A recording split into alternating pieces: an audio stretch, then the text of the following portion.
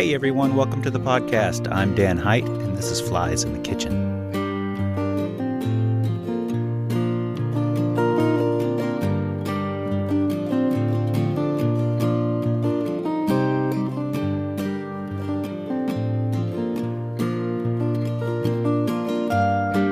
For this inaugural episode, I'll be sitting down with Kelly Zullo, who I would say is one of the most accomplished and unique-sounding guitar players I have heard in a long time. She's known for her aggressive, rapid-fire delivery and a staccato explosion of 30-second notes. Here's Kelly performing her song, Firecracker.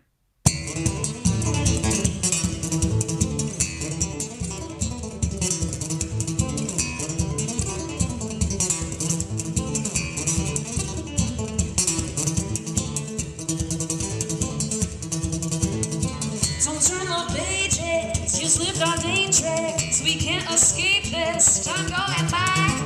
We are a stereo, it's the stereo, and I can pick up all your thoughts tonight. We're just a firecracker, you're just a firecracker, you're just a firecracker. Life is a sky, you're just a firecracker. You're gonna find the light, yeah. You're gonna find the light, yeah. You're gonna find the light, yeah.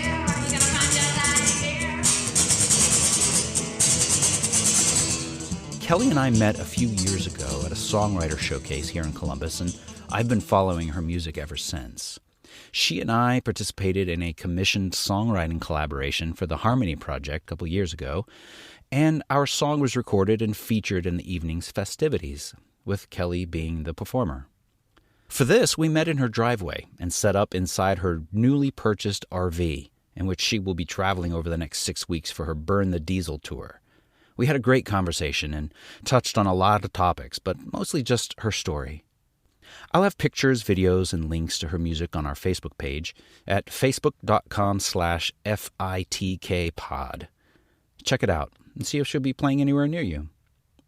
Oh, and this episode was recorded on November 15th, 2016, just 1 week after the election. So feelings around that were still pretty fresh for Kelly, so I thought I'd put that into a little context. Okay, let's hear from Kelly Zullo.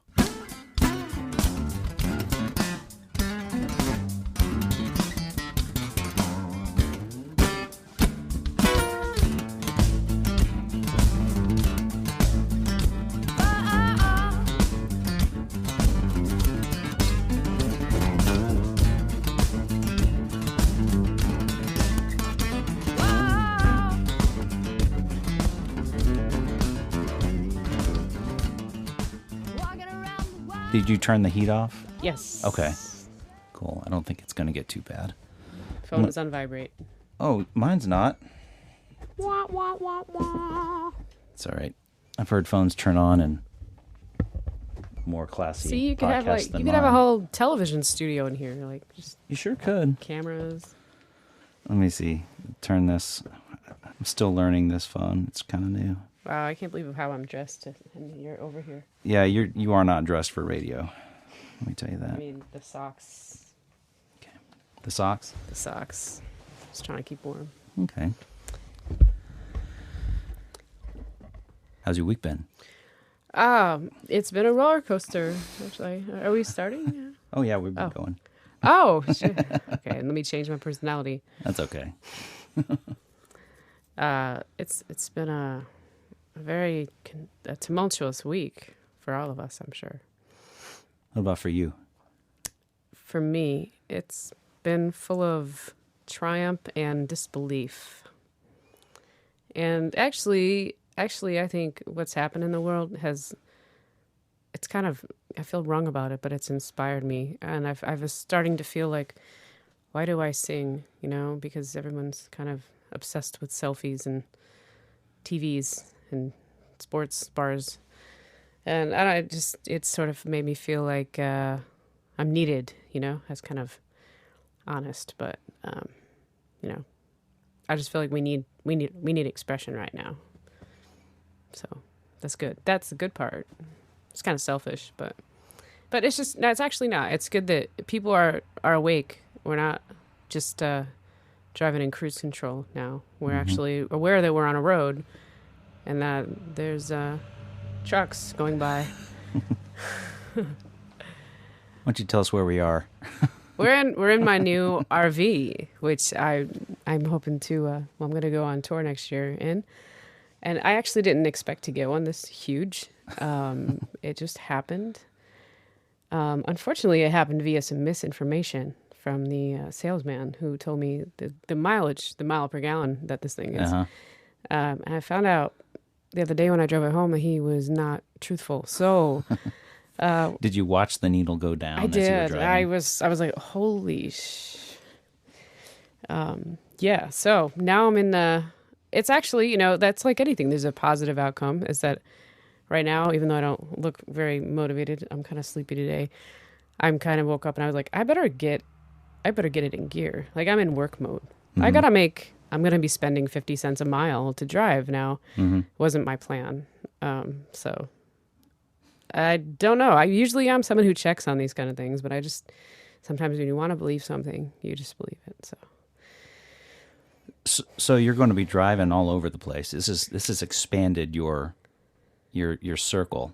Right. Like I've been in Columbus now for like 3 or 4 years, and I like it, but I miss being a more diversified and geographic location. So this is like my dream, and I'm excited about it. I'm just terrified now of how much it's going to cost. So. Well, what's it going to? Because I read some things you were saying about the direction of your art, essentially about looking at using your performing and using your music in a I don't remember how you put it. Maybe in a demonstrative way, well, like in a demonstrating. Not demonstrative sounds a lot worse than it is. Define. Yeah, but it could be that too. Well, but you're going to be going into places, and you're going to be meeting a lot of different people than you have yet. Yeah, I'm going to be honest. I've always been really watered down about who I am because I'm afraid. And what's messed up is that I've been doing this for so long. I'm obviously not that watered down because the way I look is kind of different, but I've always I really actually do want to just make everybody happy, and so I don't ever just go at an audience with like my agenda, because it's not really about my agenda. They're there to have fun, but it's just now we have to really think on many more different levels all at once, and challenge our intelligence, and. I really thought what Dave Chappelle did on Saturday Night Live was full of class. Mm-hmm. Other than the skits, they were kind of lame. But to just be like, you gotta think of yourself, and that's like we think that we gotta protest and act out against people who are oppressing us. And to me, I know that just gives them more power, And so it's like this fine line of disregarding them because they're ridiculous, for whatever reason. Right. And I have a lot of reasons for that, but they're very controversial. So you have to disregard them and regard yourself as higher, and not in a way that's defensive, because then it's not real. You have to it forces you to have a real relationship with yourself, and it forces you to become more complete. And I don't know. I guess long story short, I feel like people are too pacifist, and they don't speak. We all want to be polite, and we don't want anything to be uncomfortable or awkward. And I have none of that in me. Except for I do want to please everybody at the same time. So I have a mixture of all these things that could be good. Mm-hmm. And I think that we've been expected, if we have a non-majority opinion, to just go with the flow and not make waves. And I think that's changing. So I'm excited because that's what I'm good at. And I want to be able to do that. I don't want to piss people off, but... Has your relationship with yourself changed over the last week? Yeah, I think so. I think I was... Honestly, I'm going to tell you, I think I was getting a little bit what am I doing? Yeah. Everyone goes through... That's the difference is you're just having an off day, but you book shows anyway. You practice anyway. When you decide to make music, you're living. You're not just I feel like playing today. You know, sometimes it's just like you try to make it every day, even though I haven't been able to make it every day 'cause I have a lot of other things going on. But yeah, I feel like I've woken up a bit, but then the news being so confusing, I feel punched in the face a couple times because I get so like solid in my views, and then there's this confusing fake news that says no, everything's okay, and actually they just confuse you until you just feel like a bunch of mashed potatoes, you know, just like creamy, not sure what you were before substance. So you know, it's hard. It's like surfing, trying to keep my balance. I don't know. Well, let's go back a little bit. Tell me where the music started. Yeah, that started in my mom's car. Oh, yeah. No, it's like I was already like afraid of the world and shy, and I didn't know how to talk to people really. So when I heard music, I memorized every single lyric from probably 1980 to 1995. You know, like pretty ridiculous dictionary. So it started there, and then it started with a friend of mine who wanted me to play bass or something, and then I met my music teacher, and he wasn't like a normal music teacher. He was like a get involved in everyone's life and music. It wasn't just like he was trying to make money at music. Like he became like a friend and someone that like I felt was like a place a refuge in my socially awkward high school life that I felt like I couldn't really. I just like kind of try to get through every day of high school because I didn't know how to make it work. You know, I did good in school and stuff, but yeah. So like that cemented music into my life like daily. So. Who were you in high school? I don't know. I really have no idea. I look at pictures of me in like 7th grade, and I kind of dressed like I do now. But then I think I was afraid to be that way because like I wanted to be like Teen Magazine, but I didn't really pull that off. And then so when I graduated, I went to Nashville, and then it was like the grunge era, and it was like free. It was like, oh, I don't know. Yeah. I became much different then, and I think I was always me. It's crazy how when you look back and you're younger, you haven't like discovered yourself yet. You know, how does that happen? Yeah. Is that where you started playing music in high school? Yeah, it was like 8th grade. I wasn't actually really horrible at first. My dad told my teacher, he's like, well, you guys, I'll pay for this, but you guys just have fun, you know. This is probably not going anywhere. So I couldn't sing because I just wouldn't even open my mouth. And one day I started opening my mouth. It actually sounded a lot better. Yeah. So, I think anybody can do anything. You know, and so I had a very basic music education. And I'd say when I moved to Nashville, I was expanded in great ways. Being around people who were recording records, and so you just upped and moved. Where was home for you? Upstate New York. Where? It's like Saratoga. Oh yeah. Yeah. My wife's from upstate near Binghamton, so a little bit lower up. I know where that is. Yeah. So was it a small place, small town? Yeah, there was like Saratoga's like. In Saratoga. Well, no, I lived in a small town outside of Saratoga, so our school had like 80 people in a class, so it was pretty small. So it was pretty small world. So you moved from upstate, smaller town life, just right after you graduated to Nashville. I tried to go to college for a semester in Albany, which is like the capital, and it was all right. And I gotta say, I had support. My parents helped me through college and living expenses, so I do want to take credit. Yeah, I did up and move, but I had nothing to contend with, like the scary finances of life that I have now, and I was able to dedicate all my time to just absorbing information, and I had things going for me that I didn't even realize. You know, I just thought that was normal. So did you just go looking for open mics or looking for places to play or places to listen? Eventually, well, the first 6 months in Nashville was quite comedic because I still wanted to be a country singer at that point because I hadn't really figured myself out yet, and I really liked country music. I still do. It's like I still really like some of the newer country music, but so yeah, I ended up falling into the prey of these older. There's like just this sub community on Music Row that would kind of prey on the newbies, you know.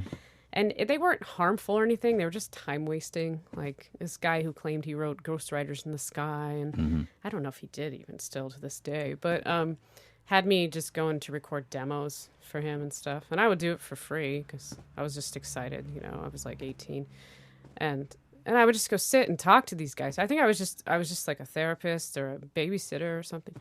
And I finally, you know, I went home. I was like, man, this is just wearing me out. You know, like this is silly. Like they'd hang out at Shoney's and we'd sit there, and I was hanging out with these guys that were like 70. You know, it was so weird. And so I almost Shoney's. I know, right? It was a whole Get the strawberry pie. It was a subculture. No, I don't remember. Gosh, if I could go back, I'd be There's like, Shoney's all over. You could still go back. Are they? I thought they were only down south. Oh, there's some in West Virginia, if you can consider that south. I don't know. The mountain's sloping; it kind of faces you south. Right. So I went home and I was like, yeah, just maybe I'll stay home. And then a few things happened with my social circle there, and I was like, gosh, there's really just nothing here for me to. I should just go back. I don't know what's gonna happen. I mean, it was so crazy because when I went back for the next semester, something just changed, clicked in my head, and I didn't have anything to do with all those people I was hanging out with, and it was just like immediate. Like I was on the radio in like 6 months, and I just started writing really what I thought and felt, and it just kind of came out. It was no effort, you know. So I feel like when you tap into your natural self, life just happens, you know. And how did that happen? Did you just sent demos to stations all over town? No, yeah, I went to open mics and I got, you know, well known. Heard from, and some people would be like, "I want to buy your song." You know, there's a waterfall of, I'm gonna, and we're gonna, and maybe come on overs, and but there was like a local station that played, and I also had the advantage of going to school at Belmont, which had $1 million recording studio. And so, nice. Yeah, I just recorded stuff there, and it just came out. It was like boom, because like all the people there were amazing musicians, and like nothing like that has ever happened to me at home. I had an 8-track, and I would struggle to get all the parts put together, you know. And then I went down there, and it was just like amazing record. We're done today. Holy crap! So that was magic, and it inspired me to work harder, and then it just went from there. Okay, and so then from Nashville, what happened? Well, I had to deal with some life stuff. Like I don't, you know, I just I got to where I was gonna go there, and then I honestly got kind of lost after that. Like after the big roller coaster ride of excitement, I think, you know, I took it to heart, and I caused myself to get a terrible writer's block. I couldn't write anything worthwhile, so. I was talking like 6 years of not doing anything worth talking about. And it was just me being lost in my head. Like, I got writer's block. Why does God hate me? How can I get over it? And like all that. So, yeah. So that was no fun. I just decided to start waiting tables. And my guitar caught on fire because I lit a candle next to it, and I didn't even know. Like, I didn't even play my guitar ever, like, during that time. Is this the same one you're playing? Yeah, you see, there's. I've seen the scorch mark on your Have guitar. you seen it? You really? Is it where is it? It's on the headstock. Oh no, I haven't seen it. I thought I was looking. It only burned for me. It's a slow burning guitar. Yeah. It only burned for like. You know, 10 that minutes. should be your that should be your hook. Your slow burning, you know. I have so many songs I want to write right now. I haven't had time since last week. Well, that's just you. You're the slow burning one woman circus. Yeah, and I just learned to not judge yourself. I know it sounds so cliche. It took me years to take off those layers of judgment and the fear that I caused myself, and it wasn't necessary at all, you know. And so I think I'm able to keep doing music because I learned to just ignore every single thought I have. Basically, that doesn't serve me. Although that is not exactly true, because you'll see I do get angry about a lot of things, but Yeah. it ain't worth it because you're going to lose yourself. So if you want to get mad about life, now I'm totally contradicting myself because I just said we have to speak up, you know, and it is. It's like there is no right or wrong. There's no yes or no. There's no black or white. There's no right answer. Well, I was talking to somebody today about what the difference between anger and righteous anger is, and it's okay to be angry. We're okay. It's okay to get angry, and it's okay to do it the right way. Yeah, I think Right? the destructive kind is to stop believing in life, Yeah. or to believe in evil, or to take yourself down a peg. And anytime something happens, it's the destructive anger that gets paid attention to, right? Why? Yeah, and why is that? Well- you know, we're starting to learn now on Facebook that there are dozens of uncredible news sources. Oh yeah. Even one was called MSNBC, but it was called something different to look like MSNBC. So, Yeah. that's a whole nother subject. But So where did you go after you spent time in Nashville? I was just, I think I've always been on a quest to just, after like, so I almost had this sort of record deal, and then I decided to go through all my songs and see like, how can these be better, you know? And I actually found out that the more that I was cognitive with my songs, the weaker they got, and the more they kind of lost their magic. So then I became on a quest to find out, where does magic come? Where does this come from? How can I get it back, or how can I reconnect with it? You know, and it took me almost, I would say, a decade. It was crazy. And where were you? Were you just traveling around? I was in Nashville. I worked a couple of stagehand jobs, and then I went to Vegas. I lived out there for 6 months. And, What was that like? it was it's not a place that I'd want to live, honestly. There's not a lot of soul. It's all about the cha-ching, you know. Oh yeah. Obviously. But I made good money there just running a spotlight for a Santa Claus show. So I have a lot of stories to tell, and I'm grateful for that. But so then I came back to Nashville, and I actually had a camper that I pulled behind I had a small van, and so I had that, and then I would go to a few different places, and eventually decided I was going to move to New York City and just, you know, I needed like a reset, and I did that. I did that twice. And then I came back to Nashville, and then I went back to New York. I bounced around like a ping pong ball for a while. And then I finally was like, you know, I'm ready to just do something different. And I moved to Chicago because I didn't want to move to it was cheaper than New York. Yeah.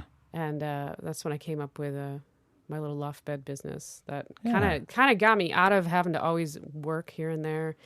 It was really just a decade of fumbling. I mean, it's hard to say that about. I don't know. It's true. But it was just like me stumbling around trying to make ends meet for real, because I don't know if I ever had to deal with that a long time ago. So it was me trying to come up with ways to make money and to continue to sing and stuff. So, and I was still like playing gigs and touring at that point. And I was working at it again. So you're in Chicago. my story even confuses me. Someone just went into your garage. Oh, it's okay. Oh, okay. As long as they didn't come from the street. Oh no, they're just. I guess it might be next door. I just saw somebody over there. That's all right. It's okay. So, so you're in Chicago. Where did the loft bed thing come from? Yeah, you know, I'm realizing as I'm telling this story, I'm like, I think the problem is that I try to tell all my life story as if it revolves around music, and it doesn't. Actually, at that point, it wasn't really revolving around music. It was discovery and self-discovery. So the loft bed thing came because me and everyone had bedrooms that were like 6 by 8. And Chicago is historically known for having the smallest bedrooms because they were built that way on purpose. But we all had 10-foot ceilings, you know? And it was like, why are we doing this? Yeah. Like I want a loft bed that's 7 feet tall, but I can't get one. I can only get one that's wobbly and 50 inches underneath, or you know, I was like, why is this not? I mean, I was so excited. It was like discovering a new element or something. I stayed up all week about it. Did you design it yourself and come up with the plans? I wasn't able. Never had built a darn thing before that, and I did come up with my own design. And it's funny because I took it home to my dad, and it literally fell over in the driveway when I put it together. And he's like, so you want to work on my design now? I was like, yeah, sure. Oh, So I shouldn't tell anyone that. That was like 6 years ago, and I've learned so much since. I mean, I've probably set up like 300 of these beds. So, yeah, but it was a lot of work. Huh. I just went crazy on it. It was like, wow, no one's doing this. I was just so inspired by it. And so you have people ordering those from all over, and you just drive them out to wherever they are. I used to drive them out to there, yeah, but now I put them in boxes and Send them out with instructions. yeah. Yeah. Well, and actually now I'm hooked up with a large warehouse that wants to make them for me, and then I just do the selling, marketing stuff, which I can do on the road, which is kind of cool. But yeah, so I'm hoping that it's going to evolve into that direction. And I just have so many ideas for it, like all the things I want to add to it, make underneath the beds, and desks, tables, walls, hangers. Like, I don't know. It's exciting to me, and it's kind of weird. Well, Furniture. You're for as long as I've known you, you have been just an idea factory. I mean, you've had, well, I mean, we sit in my latest. Yeah, I mean, we're sitting in this incredible. I mean, I don't even know how I pay for this stuff. This was impulse buy, wasn't it? Was it pretty impulsive? It was. Well, no, I knew I wanted an RV, but I was going to get one the size of a van. But you had been talking. I remember the order of events because you were like, one day you're like, this van just isn't big enough. I'd like an RV, and then not even like a week later, I bought an RV. And it's like, right. Wait, no, what? It was a few weeks at least. The thing is, I want my girlfriend to come and our dogs, because I don't want to just leave for like a month and then we're like, hey, who are you? Or I don't know. It can be kind of. It's like I want to be together. Yeah. And I always have given up my life to play music. And I just want like a nice, peaceful. Well, I'm not saying it's life. a bad thing. It's inspiring. I mean, when you got that space for the rehearsal space. Jesus, you're right. How am I not totally exhausted? Yeah, I know. Tell us about that. Okay. All right. So let's we tell people what you're talking about. Yeah, please. So, like 2 or 3 years ago, I decided to open a space that had a rehearsal studio in it. It was like downtown, and it used to be a recording studio. So I had this idea because, in Nashville, I actually operated a rehearsal room. It was above a coffee shop, and I worked at the coffee shop. So I was making excellent money because I was renting it out like 40 hours a week or something crazy. And at the same time, I was working downstairs making pretty good money already. So to me, it was my other genius invention that got away from me. So yeah, I'd found this place for rent, and it was a recording studio, and I was like, I thought one side can be rehearsal space and the other side can be my room where I come to practice and organize. And I always say, having a space to focus on your music is important because life is like clawing at you all the time. And it's hard, even when you live at home and you have quiet, it's just a million distractions. So I just wanted to get more focused on my music. And I thought, well, the rehearsal side can pay for, my side. And I get to meet and interact with people because I feel isolated sometimes. I'm like a one-person band, and I'm always just so busy I don't ever go out. And so I thought it would be like double good, But the truth is, there wasn't the market here in Columbus that there was in Nashville, duh, But it's like you think of these things and you want to believe. I tend to want to believe, Yeah. And I realized that after this RV thing, I was like, I see the good side. Yeah. And maybe someone else will be like, dude, what about fuel economy? And I'll be like, shut up, you're trying to ruin it. Maybe I should be a little more cynical, No. We need more dreamers, and I'm serious. I'm afflicted. I'm very afflicted with that. So. But yeah, so it lasted a few months, and then I was like, yeah, the heat costs like $300 a month. Oh wow! So it was like $1,000 a month for that place, and I realized, I just basically was gonna have to sit there all the time and make not enough money to pay the rent. It just didn't work the way I thought. I put a lot of time, and you bought me a radio. I did. Still have it.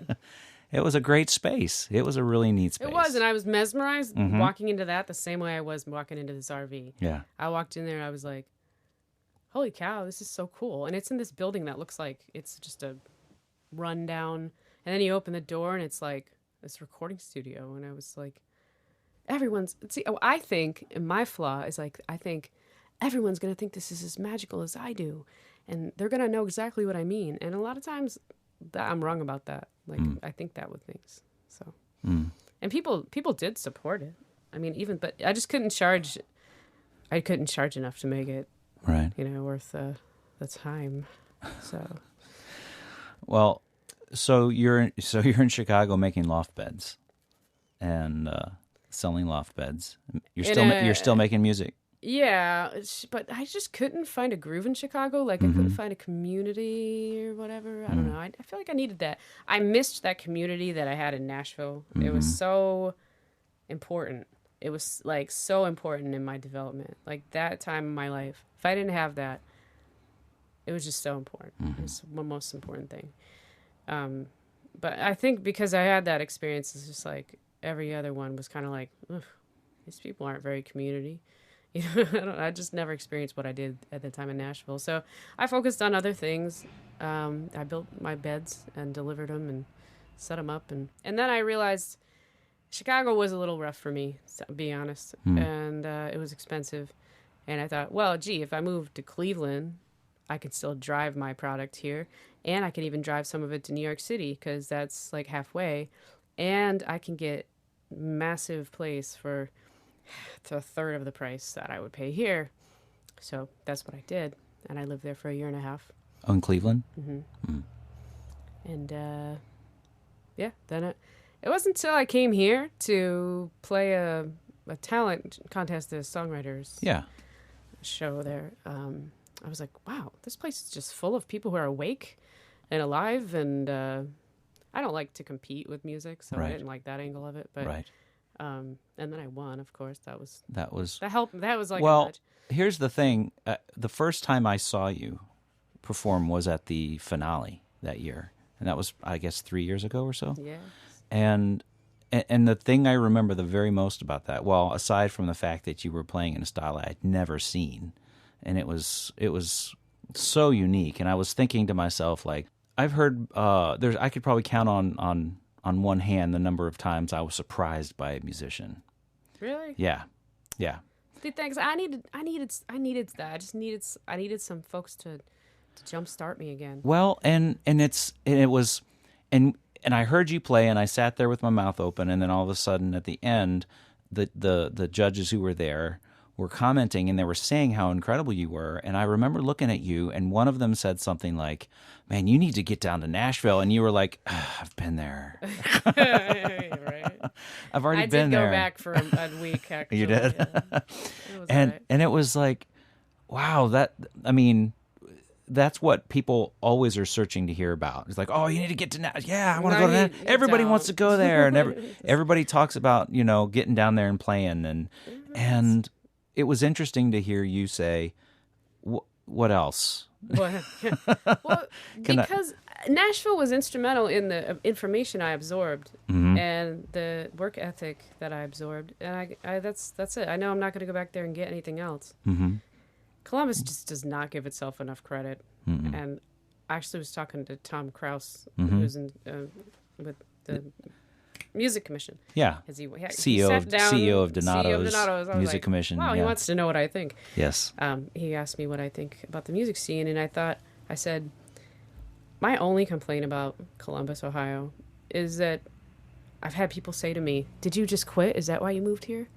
I mean, that's like, dude, it's such a great city. I mean, there's money to be made as a musician here, but there's a glass ceiling, and it's because of that philosophy that, can you go higher than Columbus here? I mean, 21 Pilots did, of course, but they had sort of a plan. They had like a networking plan or something that I read about, but it's just good. But so I was trying to have positive feedback, but my only complaint was just like, Columbus, like, you got a lot going on here. It's like, it's good. So just love it. Acknowledge it. Yeah, I mean, and I'm not gonna say no one does, because there's a lot of programs. There's a lot of gigs. There's opportunities. Give itself more credit. Yeah, just too humble. Too humble. Get an attitude, Columbus, Ohio. Right. Well, then you wouldn't be as nice. Yeah, that's it's, right. It's catch-22. It is a nice town. It is a nice town. So then you moved from Cleveland. Well, you came down here. I think I read something. I read something I love about... how you pay attention to my thousands of posts that I just... Well, no, this wasn't half even of your them I post. I don't- think this was an article. Something that was written about you, about how you would come down to play a gig and it was canceled or something like that. Yeah. And then you that's ended up finding yourself, well, I'll just go to this Songwriters showcase. Yeah. That's it. I mean, and I was just like magnetized to the just excitement that people had about music here, and the vitality I felt from that. I felt like, oh, I missed that. Like that whole gathering of people, and I kind of reveled in that for like a year and a half or so, and then I just got really busy and kind of drifted away from it. So I think in the last year I felt kind of like, where am I going next? You know, like, I know I'm obviously, I practice guitar all the time, and I've improved ridiculously since I moved here, because that like belief in me, it compelled me to actually finally practice the way that I saw people practice in Nashville when I was like, I want to be like you. And then just for some whatever lame reason, life just got too crazy and I never did it. And so, you know, it's like, I'm in my late 30s and I'm here and I'm like, now's the time to do the things you want to do. So I put the time in and finally got the results that I wanted. But is it easy now? No, of course not. I'm still fighting the same like things that I was even when, you know, I was a little less polished. So you've been here for 3 years. I think it almost might be 4. I've lost track. Yeah, 3 or 4 years. Well, I don't know, because we did that Harmony Project thing. It has been 3. About Gosh, you're right. It's 2 or 3 3 because years. I was not here in 2012. 12. Harmony Project. That was one of many things that like just doesn't, shut up. that doesn't happen in other cities. Yeah, I know. And there's a few people here making some good things happen. Mm-hmm. And I feel bad that I haven't been out to support anybody as much lately.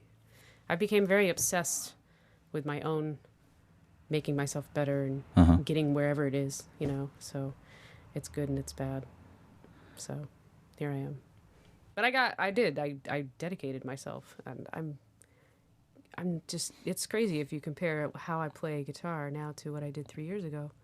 I should have made like one of those videos where you improve. You sit down in the same spot over the course of 3 years. I don't know. Because you can tell someone that, but they're like, oh yeah, okay, Well, that's good. You could start now, and then in 3 years from now, you'll see how much you've improved. So with things the way they are, where do you see your music headed? Especially now that you have this, you know, this mobile studio and mobile. This is amazing. I mean, I'm sitting here and this place is amazing. I hate that this financial thing has come up. And of course, everyone watching me was probably like, dude, don't you know what's going to happen? Do you really think, like, how are you going to, they're all like, how are you going to put gas in that? I'm like, what are you talking about? I feel really good. But it's hard. I have to keep focused. It slips away easily. But there's times when I feel like finally it's happening. No, I know I'm going to play the same mix of bars with TVs and the really good gigs. I know it's still going to be a mixed bag. I'm not thinking that this is just because I bought this RV, like my whole life's going to change. I'm just going to have more bills, but I just want to wake up and give 120% every single day and just play great. And it's real simple, you know? But yeah, I don't know. It's going to help. I mean, it's hard to sleep in your van when it's 30 degrees and get up and not take a shower and go sit in a park and practice while kids stare at you and still be effective, you know? I just want to be effective. Well, I don't know. There's doubts. There's doubt in everyone. There's doubt I just learned to not really pay attention to. I just wait till another thought comes along and then, you know, take the next train. I've found that place in my heart where everything resonates. And I think once you feel that, it's like a point of reference. And you really shouldn't make any communications or decisions outside of that. But we do, because we're being constantly inundated with energies and conflicting people with their own conflicts. And, they get absorbed. And I don't know. I just think there is a place. If you shed something and you feel closer to that place, like a real harmony inside, to me, that's the truth. And that's how I've dug through all my stuff and found, I'm not just saying my truth is not your truth. Like, you have to uncover, like, all the things you've told yourself over all the years that are bad. They actually, like, cloud up our thoughts, slow down our energy, and make us ineffective. And it's crazy because it's like when a hacker hides malware in your program, you can't find it. You have to dig through files, and you have to you have to check in. You have to almost be a third party. You have to check in. Like, you have to to escape some of the stuff that the world does to your mind. I feel like I went through it, like going to Nashville and just seeing everything I wanted to be, and then feeling like being everything I never wanted to be for a little while, and I was like, wow, well, what is the truth? You look at those two things and you're like, the truth is how I feel right now. Like, the truth is never feeling disenfranchised, or those are just results that come from this world. But it takes a lot of faith to believe in that, just for the sake of believing in it. But if everybody believed in that, we wouldn't be arguing with each other so much. Well, where's the fun in that? I know. No songs are right. That's right. So all the songs I write, they try to come from that place. Mm-hmm. I've been playing the same songs now for like 4 or 5 years. Mm-hmm. I've written a few this last year. I feel like it's just time to take the exoskeleton off and come out with the new, I have so many new things to say, and I've felt that it feels like not up to date. So since I'm going out and playing mass amounts of music next year, I plan on finally, after all this crazy life dies down, I just can't wait to start writing something. Mm-hmm. I think it's going to be good. Can't wait to hear it. Me too. I don't even know what it's going to be. I just am like... That's great. Well, thank you. Thank you. This is kind of fun. It's like therapy. Yeah? Dr. Dan. Cool. I can see through the rain. Now I know just where to go. All my letters to home in my suitcase. I'm shaking that muffler down the road. I know that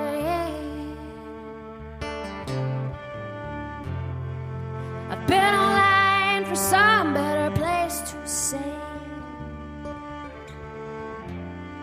the bitter words that I believe. I'll go to war with a gypsy. Okay, well, there you have it. Episode 1 in the bag with the slow-burning Kelly Zullo. I think that went well. What did you think? Let me know over at Facebook and Twitter at FITKPod. That's where you can find out more about Kelly and her tour. I'll put up some links there, including ones to the music you heard today, as well as information about upcoming episodes of the show. Oh, and don't forget to subscribe on iTunes or wherever you listen to your podcasts. Hey, thanks so much for tuning in, you guys. This is going to be a lot of fun. And let's go make some stories. Pray to the gypsy in me. I pray to the gypsy in me. I take what I'm given and I right after the sun. This is the message I say. Pray to the gypsy in there.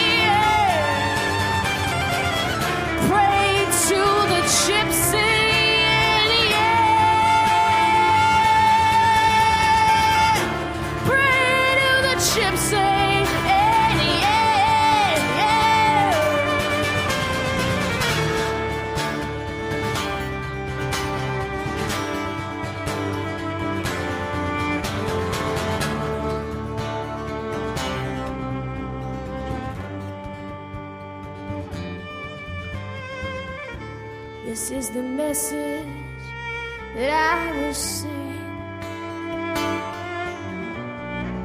Straight to the gypsy